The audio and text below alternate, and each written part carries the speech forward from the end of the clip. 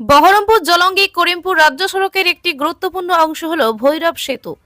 সম্প্রতি load testing এর জন্য 3 দিনের জন্য এই সেতুর উপর দিয়ে সমস্ত ধরনের যান চলাচল বন্ধ থাকায় চরম ভোগান্তির শিকার হয়েছেন সাধারণ মানুষ থেকে নিত্যযাত্রীরা। উল্লেখ্য, 28 ডিসেম্বর সকাল 6টা থেকে প্রশাসনের নির্দেশে ভৈরব সেতুর উপর সমস্ত ধরনের যানবাহন চলাচল বন্ধ রাখা হয়।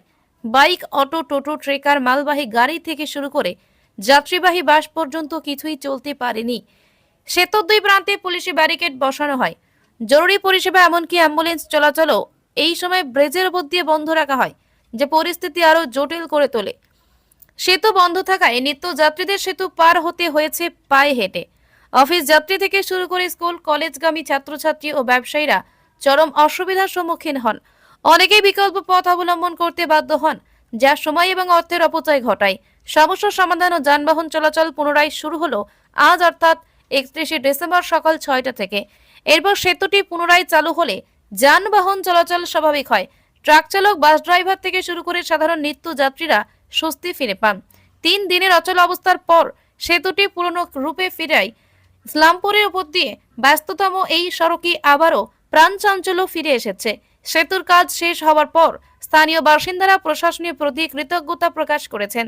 তবে ভবিষ্যতে সেতুর রক্ষণাবেক্ষণের জন্য যথাযথ ব্যবস্থা নেওয়ার অনুরোধ জানান তারা, যাতে এই ধরনের সমস্যার পুনরাবৃত্তি না ঘটে।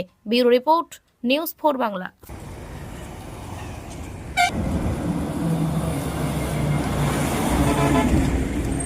আমরা পোলট্রি ব্যবসায়ী, আমাদেরকে গাড়ি ওই পার দিয়ে চড়ার দিয়ে নিয়ে আসতে হয়েছিল। সমস্যার সম্মুখীন হয়েছিলাম 4 দিন। তো আজকে স্বাভাবিক হলো, খুব ভালো লাগলো। হ্যাঁ, ঠিক টাইমে খুলেছি। ঠিক টাইম এই নিয়ে কোনো সময় 6টায় খুলেছি। খুবই ইফেক্ট পড়েছিল এটাতে। এই যে ভোগান্তি, মানুষের অসুবিধা। হ্যাঁ, ব্রিজ খুলে দিয়েছে, আসছি, মারাত্মক সমস্যার সম্মুখীন হয়েছিলাম। তো এখন স্বাভাবিক আছে, আর অসুবিধা নেই। এখন গাড়ি স্বাভাবিক চলাফেরা করছে, আমরাও ঠিকঠাক মাল নিয়ে যেতে পারছি। ব্রিজটা খুললো, আপাতত খুললো, দেখছি গাড়ি টাড়ি সব চলছে।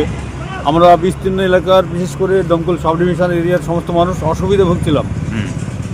একদম ব্রিজ বন্ধ হয়ে যায়, দূর দূরান্ত দিয়ে মানে ঘুরে ফিরে যেতে হচ্ছিল।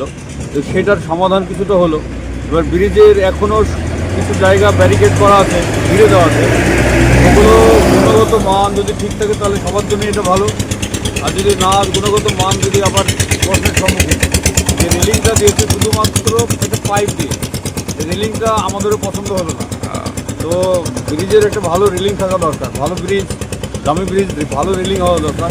ওই রেলিংটা ছাড়া বাদবাকি চলছে, জনজীবনে মোটামুটি স্বস্তি আসলো। আমরাও খুশি। নতুন বছর, আমরাও সামনে নতুন বছর চলে আসলো, আমরাও খুশি হলাম যে ব্রিজে চলাচল করতে পারবো, বা আমাদের এলাকা থেকে বহরমপুর জেলা সদর আমরা সবসময় এখন যাতায়াতটা করতে পারবো।